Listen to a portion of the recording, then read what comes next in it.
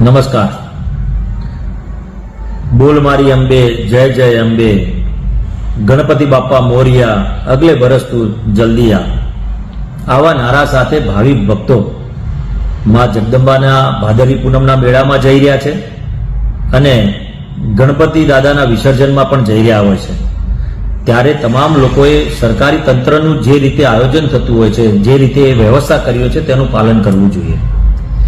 માં જગદંબાને પણ પ્રાર્થના કરું છું અને ગણપતિ દાદાને પણ હું પ્રાર્થના કરું છું કે તમામ લોકોના વિઘ્નો હરે અને આવનારું નવું વર્ષ ખૂબ લાભદાયી નીવડે, તન મન અને ધનથી ખૂબ તંદુરસ્તી પ્રાપ્ત થાય તેવી માં જગદંબા અને ગણપતિ દાદાને પ્રાર્થના કરું છું.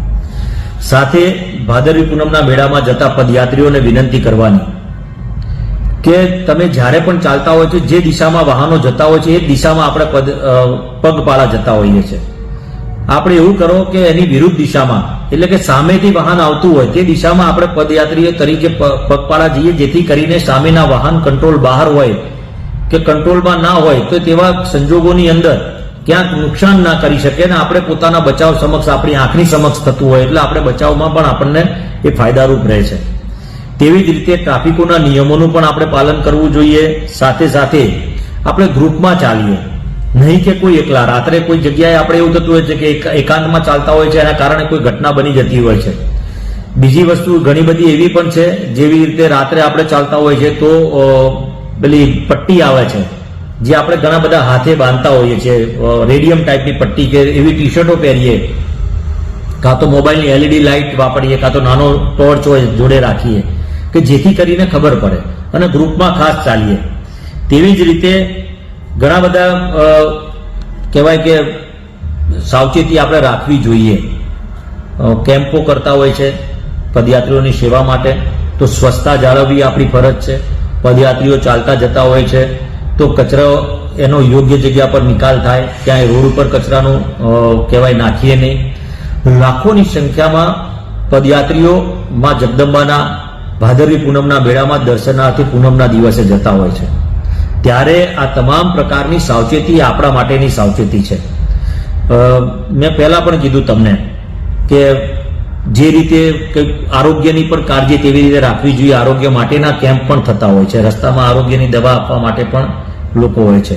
ઘરેથી જ્યારે આપણે નીકળતા હોઈએ છીએ પદયાત્રીઓ, ત્યારે પોતાની જે જરૂરિયાતવાળી દવાઓ હોય છે જે સાથે રાખીએ.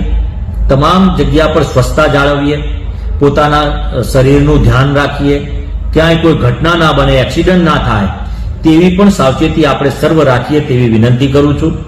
સાથે જ ગણપતિ વિસર્જનની અંદર દાદા વિઘ્ન હરતા છે અને વિઘ્ન હરતા ગણપતિ દાદા હંમેશા બધાના વિઘ્ન હરતા જ આવ્યા છે. પરંતુ ક્યાંક આપણે સરજ ચૂક કરીએ છીએ.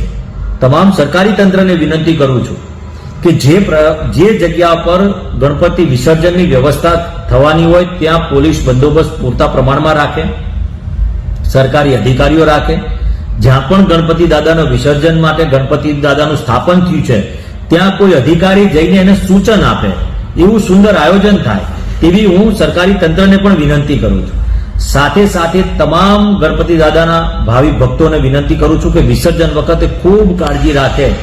ત્યાં ઉભેલા તમામ પોલીસ કર્મીઓ કે બીજા જે સ્વયંસેવકો હોય એ લોકો જે રીતે તમને સૂચન કરે તે પ્રમાણે આપણે વિસર્જન કરીએ. આમ તો સરકાર કહેતી જ હોય છે કે ભાઈ માટીના ગણપતિ બનાવવા અને ત્યાં જ એનું વિસર્જન કરવું, પરંતુ ક્યાંક ભાવિક ભક્તોને આનંદ હોય છે અને એના કારણે એ લોકો ક્યાંક માટીના નહીં પરંતુ એવા ગણપતિ દાદા લાવતા હોય છે કે ત્યાં વિસર્જન કરતી વખતે એ વિસર્જન કરવા જવું પડતું હોય છે, નદીમાં કે ગમે ત્યાં. ત્યારે આપ સર્વને વિનંતી કરું છું કે માં જગદંબાના પદયાત્રીઓ હોય કે ગણપતિ દાદાના વિસર્જન વખતે, વિસર્જન કરવા જતી વખતે ખૂબ કાળજી રાખવાની જરૂર છે. બધાને વિનંતી કરું છું કે આનંદ ચોક્કસથી હોય. માં પ્રાર્થના કરવા માટેનો ભોળાનાથ હંમેશા તમને તંદુરસ્ત રાખે અને આપણે માં જગદંબા અને ગણપતિ દાદાના વિસર્જન વખતે અને માં જગદંબાના પદયાત્રી વખતે ખૂબ કાળજી રાખીએ તેવી વિનંતી સાથે અસ્તુ. બધાને મારા જય અંબે, જય ગણપતિ દાદા, ગણપતિ બાપા મોરિયા, અગલે બરસ તો જલ્દી આ. અને આ બધા જ ના વિઘ્નો હરે તેવી ગણપતિ દાદા અને માં જગદંબાને પ્રાર્થના. ભારત માતા કી જય. જય જય ગરવી ગુજરાત. નમસ્કાર.